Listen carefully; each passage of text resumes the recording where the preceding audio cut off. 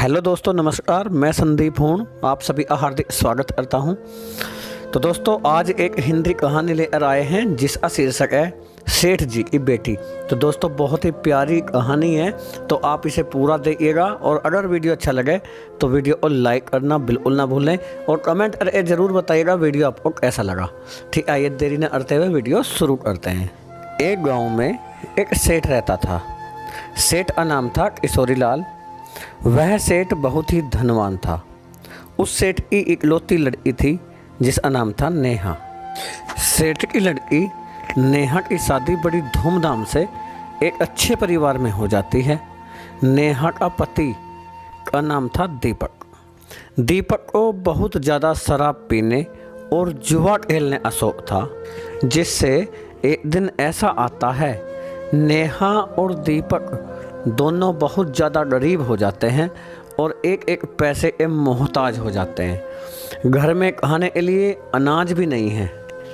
नेहा और उसका पति दीपक दोनों जैसे तैसे करके अपना पेट भरते हैं और कभी कभी तो भूखे पेट भी सोना पड़ जाता है। एक दिन सेठ किशोरी लाल की पत्नी कमला देवी सेठ किशोरी लाल से कहती है कि सेठ जी, भगवान का दिया हमारे पास सब कुछ है और भगवान ने हमें केवल एक ही लड़की दी है और वह भी बहुत दुखी और परेशान है।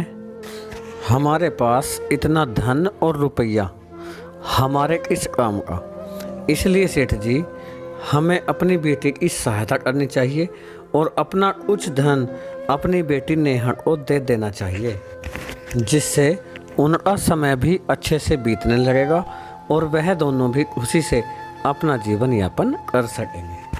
सेठानी कमला देवी की बात सुनकर सेठ किशोरी लाल ने बड़े ही शांत स्वर में अपनी पत्नी को जवाब दिया और कहा, जब हमारी बेटी के भाग्य में धन और रुपया होगा तो उसे ज़रूर मिलेगा। हम अपनी बेटी और दामाद की सहायता चाहकर भी नहीं कर सकते, क्योंकि भाग्य से ज़्यादा और समय से पहले कुछ भी नहीं मिलता। इतना कहकर सेठ जी चले जाते हैं। कुछ दिन बाद नेहा अपने पति दीपक के साथ अपने मायके में मम्मी और पापा से मिलने आती है।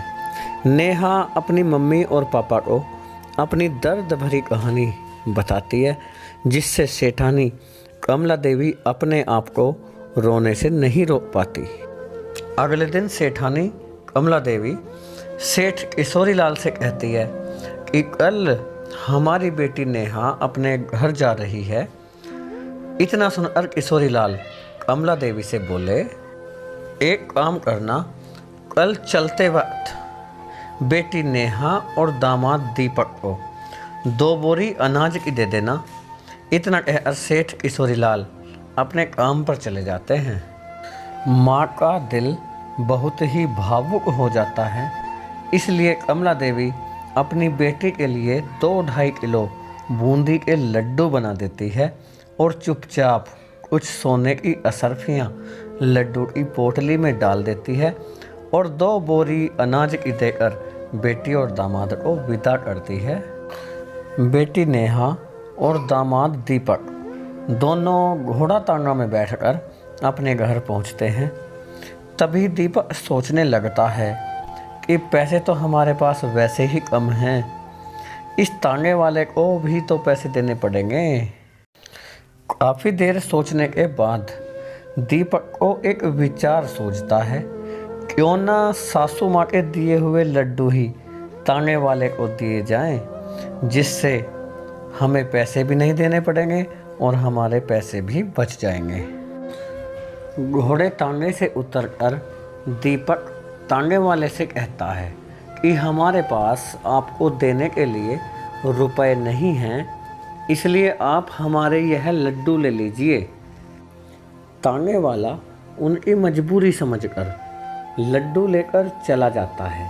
रास्ते में तांगे वाले को एक हलवाई की दुकान दिखाई देती है। तांगे वाला सोचता है कि इतने सारे लड्डू मेरे किस काम के, इसलिए तांगे वाला उन लड्डुओं को हलवाई को बेचकर अपने घर चला जाता है। उधर से सेठ किशोरी लाल सोचते हुए आते हैं कि सेठानी ने जो लड्डू घर पर बनाए थे वह सारे बेटी और दामाद को दे दिए होंगे, जिससे घर पर लड्डू नहीं बच रहे होंगे। यह सोचकर किशोरी लाल हलवाई से लड्डू लेकर अपने घर आ जाता है। घर जाकर सेठ किशोरी लाल लड्डू निकाल कर खाने लगते हैं और देखते हैं इन लड्डुओं में सोने की बहुत सारी असरफियाँ रखी हुई हैं। यह देखकर किशोरी लाल अपनी पत्नी कमला देवी को आवाज़ लगाते हैं और लड्डुओं में असरफियाँ निकलने वाली बात अपनी पत्नी कमला देवी को बताते हैं। कमला देवी को सारी बात समझ आ जाती है।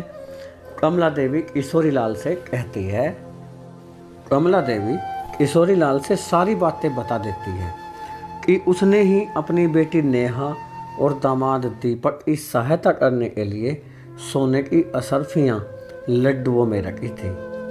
आप सत्य कहते थे कि हम चाहकर भी अपनी बेटी की सहायता नहीं कर सकते हैं, क्योंकि अभी हमारी बेटी के भाग्य में धन नहीं है। आप सत्य कहते थे कि भाग्य से ज़्यादा और समय से पहले कुछ भी नहीं मिलता, इसलिए जब उनके भाग्य में धन होगा तब स्वयं ही मिल जाएगा। दोस्तों, आप सभी को यह छोटी सी कहानी कैसी लगी कमेंट करके ज़रूर बताना, और यदि हमारे चैनल पर पहली बार आए हैं तो चैनल को सब्सक्राइब अवश्य कर लीजिएगा। आपका प्यारा संदीप हूँ। जय हिंद, जय भारत।